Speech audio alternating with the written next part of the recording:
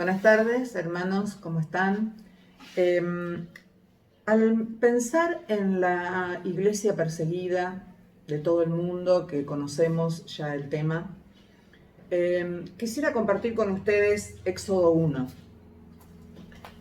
En Éxodo capítulo 1, desde el versículo 6, dice: Y murió José y todos sus hermanos y toda aquella generación. Y los hijos de Israel fructificaron y se multiplicaron, y fueron aumentados y fortalecidos en extremo, y se llenó de ellos la tierra. Entretanto, se levantó sobre Egipto un nuevo rey que no conocía a José, y dijo a su pueblo: He aquí, el pueblo de los hijos de Israel es mayor y más fuerte que nosotros.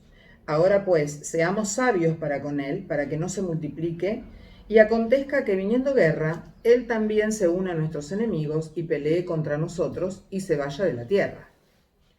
Entonces pusieron sobre ellos comisarios de tributos que los molestasen con sus cargas, y edificaron para Faraón las ciudades de almacenaje, Pitón y Ramesés.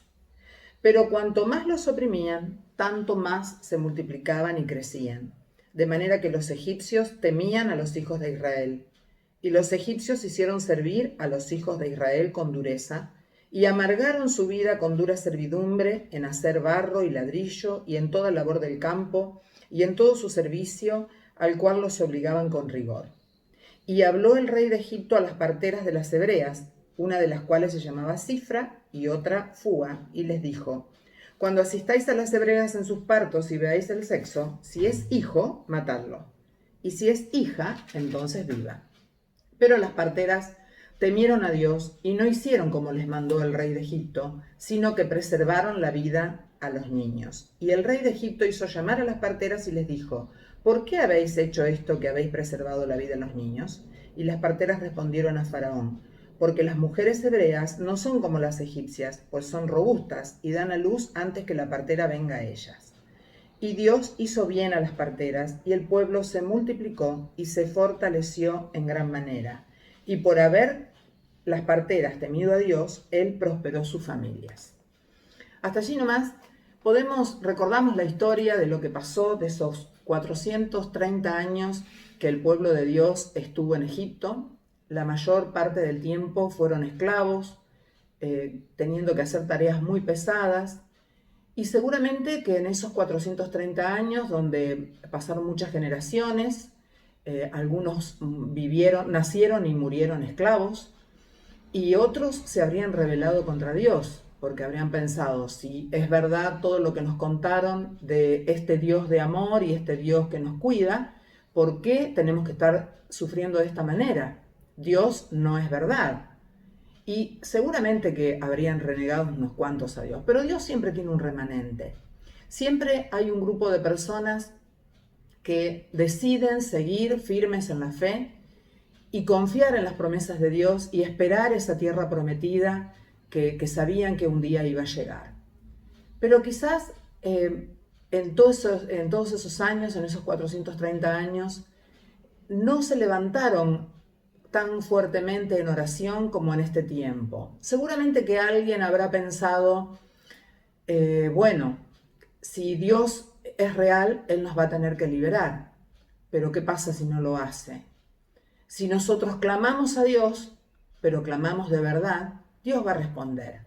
Y así fue que algún grupo, no sé si todos, no creo que todos, se pusieron a orar, pero no una oración pasajera, una oración fugaz, sino un clamor que salía del corazón de ellos, clamando a Dios para que Él los sacara de esa situación, para que pudieran ir a la tierra que Él les había prometido. Y por supuesto, Dios oyó ese clamor desesperado, vio el sufrimiento de su pueblo y les respondió levantando a Moisés, como sabemos después, como su libertador.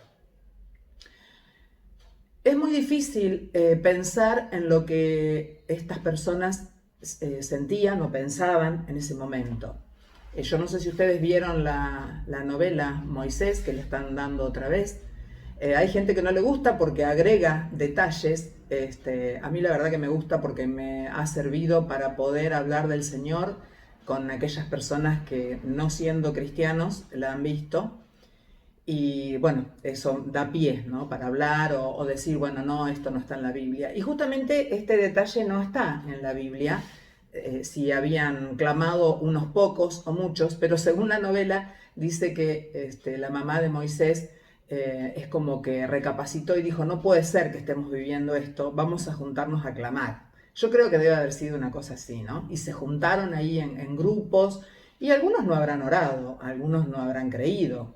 Sabemos después todo lo que pasó con el pueblo de Dios, que siempre se volvía atrás, siempre seguía a sus dioses, siempre protestaba, siempre se quejaba y Dios nuevamente los volvía a sacar.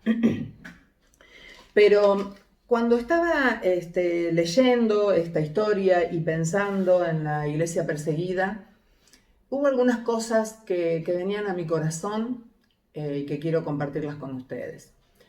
En primer lugar, pensaba, ¿no será que no estamos clamando lo suficiente porque tanta gente de todo el mundo esté sufriendo persecución? Si miramos la lista de persecución mundial que Puertas Abiertas acaba de mostrar en estos días, vemos que son muchos los países, cada vez más, que sufren persecución severa, total. ¿No será que la iglesia, el pueblo de Dios, no está teniendo dimensión de lo que está pasando en el mundo y estamos haciendo esa oración al pasar, esa oración que no llega a Dios porque no ve el clamor de sus hijos?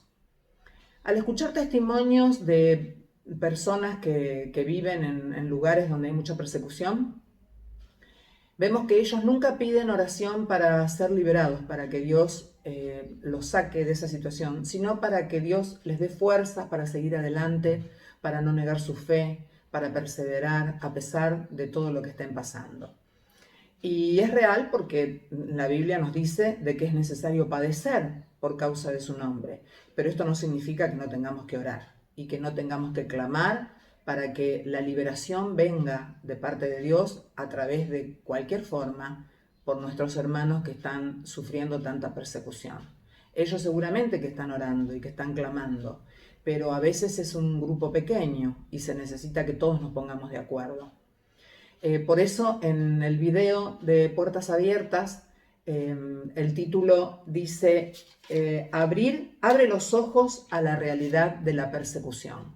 Es necesario que nosotros abramos nuestros ojos, que es aquellos que no conocen esta realidad, personas cristianos inclusive de otras iglesias, que podamos compartir este mensaje, que todos puedan conocer de que hay un pueblo que está sufriendo, un pueblo de Dios que está... no, quizás sí algunos en esclavitud, pero otros están siendo perseguidos matándolos, poniéndolos en la cárcel, torturándolos, a otros no dándoles las cosas necesarias para la alimentación, para la vivienda, negándoles la vivienda, distintos tipos de persecución, pero están sufriendo todo eso simplemente por ser cristianos. Entonces oremos para que este clamor del corazón venga realmente, llegue a la presencia de Dios y venga su ayuda, su liberación para estas personas. También, si pensamos en Pablo cuando le escribía a los filipenses, dice en Filipenses 1:19, porque sé que por vuestra oración y la suministración del Espíritu de Jesucristo, esto resultará en mi liberación. Pablo escribía esto estando en la cárcel. O sea, que él sabía que por la oración y por el Espíritu de Dios, él podía ser liberado. Ustedes podrán decir, sí, pero Pablo después también lo terminaron matando. Sí, por supuesto, pero para él estaba libre en su interior de no estar aferrado a las cosas de este mundo, pero sabía que lo único que podía cambiar la situación en la que él estaba viviendo era por la oración y por medio del Espíritu de Dios. Es decir, que no podemos mirar para otro lado, sino que tenemos que unirnos al clamor de nuestros hermanos y pedirle a Dios que nos haga sentir lo que ellos están sintiendo, lo que están pasando en nuestro corazón, que podamos tener empatía con ellos, que podamos sentir el sufrimiento también del corazón de Dios. En segundo lugar, pienso en tantas personas que a lo mejor negaron a Jesús porque no soportaron el ver que iban a torturar a sus hijos, a su esposa, que los iban a matar si no negaban a Jesús. y lo negaron, y a muchos quizás los han hecho participar de la misma persecución a los cristianos para ver si era verdad que lo estaban negando. Y quizás muchos lo negaron y lo negaron en su corazón también y dijeron no quiero saber más nada con Jesús. Pero a lo mejor habrá muchos que lo han negado y se han arrepentido profundamente. Y como Pedro, que Pedro lo negó al Señor 3 veces siendo su discípulo, habiendo estado con él, y sin embargo Jesús lo llamó, lo levantó, le dijo, ¿me amas, Pedro? Y le dio otra oportunidad, porque conocía el corazón de Pedro.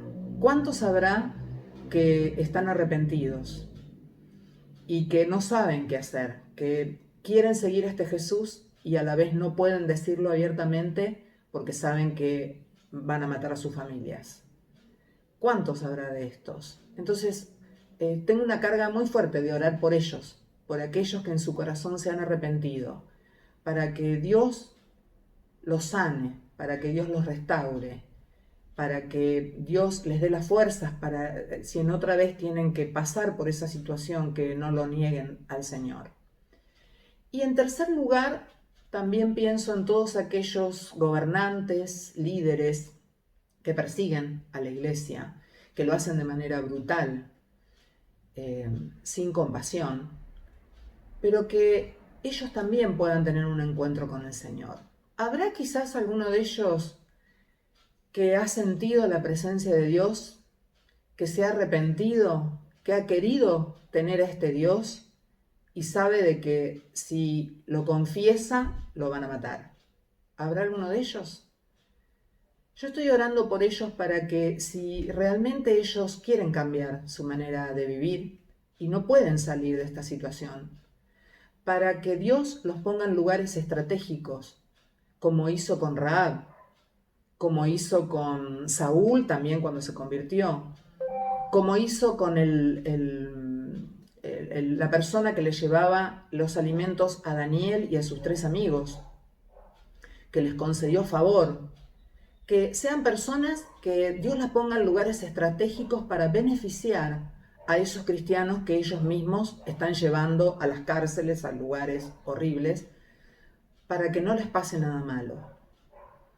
Que los que puedan confesarlo, que así sea, pero aquellos que no, que puedan estar siendo colocados por la mano de Dios en lugares donde el pueblo de Dios pueda pasarla mejor, digamos. Tres peticiones entonces. Orar clamar para que el pueblo de Dios que está siendo perseguido pueda tener la liberación de este sufrimiento, de algún lado, de alguna parte. Segundo, orar por aquellos que se han arrepentido. Al decirles, si vos no decís que no sos más cristiano, te vamos a matar tu familia. Orar por ellos, que realmente están arrepentidos por haber negado a Cristo, para que Dios los restaure, que los fortalezca.